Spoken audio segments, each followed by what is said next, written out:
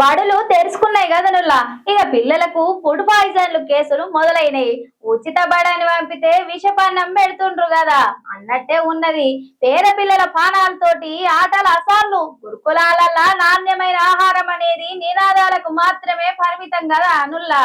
పిల్లలు మంచిగా చదివి ప్రయోజకులు కావాలని హాస్టళ్లకు పంపుతారు తల్లిదండ్రులు. కానీ హాస్టల్ మాత్రం పిల్లల పానాలతోనే ఆటలాడినట్లే ఉన్నది కదా. ఇక ముచ్చట మొత్తం వినుర్రి. కామారెడ్డి జిల్లా బిర్కూరు గ్రామంలోని మహాత్మా జ్యోతిబాపులే బీసీ బాల గురుకుల పాఠశాల కలుషితమై ఆహారం తిని 30 మంది విద్యార్థులు అస్వస్థకు గురైండ్రు. రోజు లెక్కనే రాత్రిపూట భోజనం చేసిండ్రట. ఇక కొద్దిసేపటికే పిల్లలకు కడుపు నొప్పి, వాంతులు, విరోచనాలతోటి ఇబ్బంది పడ్డారట. విద్యార్థులను బాన్సువాడ ప్రభుత్వ దవాఖానకు తరలించిండ్రట సిబ్బంది. మరి పిల్లలకు అస్వస్థతకు గురయ్యేంత ఏమైందంటే కాగిన నూనెను మళ్ళా వాడిండ్రట, నాసి రకం సరుకులు వాడిండ్రట.